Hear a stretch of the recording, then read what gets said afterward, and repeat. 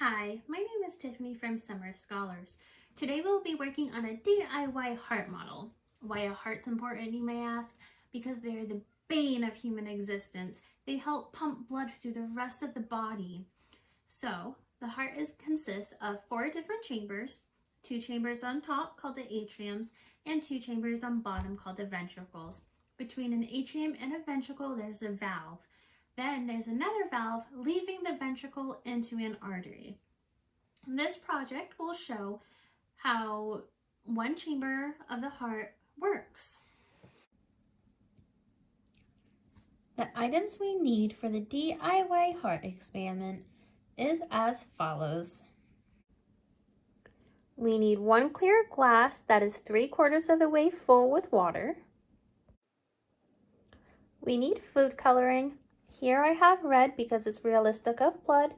However, any color will work. You can also use Easter egg dye for this experiment. We need 1 balloon. We need a toothpick or another sharp object. Please be aware that this part will require adult supervision. We need 2 bendy straws. We will need 2 rubber bands. And we will need a container that will help collect the mess. So to get started with the experiment, we're gonna have our glass of water. We're gonna take our food coloring. We're gonna put just a few drops of the food coloring into the glass.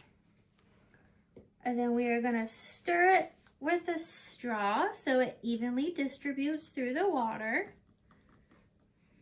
Perfect. This acts as 1 chamber of the heart. So next we're going to take our balloon and we're going to cut it between the neck of the balloon and the body of the balloon. So I'm going to cut it right around here. And I'm going to set the neck of the balloon off to the side. And I'm going to open the body of the balloon up and stretch it just a little bit so it's easier to put over the glass of the balloon. If you have a too small of a balloon for the diameter of the glass, it will be a little hard for it to stay on. It can easily rip the balloon when you have to poke holes in it. Sometimes it will snap back at you as well, so just be cautious of that. And I'm going to take another rubber band and place it just around the outside just for extra security. All right, so now that we have the balloon on top of the glass with a rubber band around it, we are going to need adult supervision for this next part. We are going to take our toothpick and make 2 holes just off to the center of the balloon. And we want adult supervision so we don't accidentally hurt ourselves. So now we have 2 holes off to the center of the balloon. We're going to take the first straw and put it in the hole. We don't want the holes too big because we need this to be a tight closed space. If there is extra space, it can make the experiment not work properly.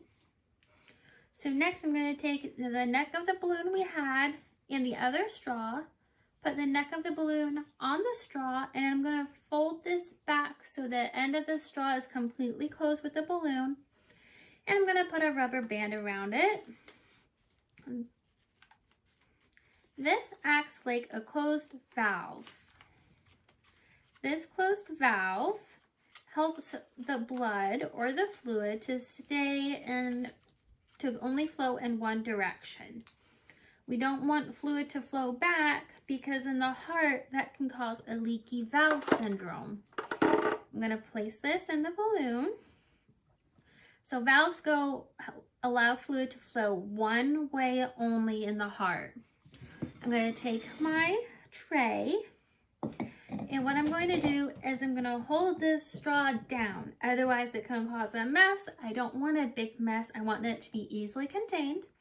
So I'm going to hold this straw down. I'm going to cross the center of the balloon. How this works with the chamber of the heart is that this valve closes once fluid goes into this chamber. And then once the heart beats, as such, the fluid goes out of the other valve into the next chamber or into an artery. So pressing the top of the balloon acts like the heart is beating and pumping blood. And that is the DIY heart model.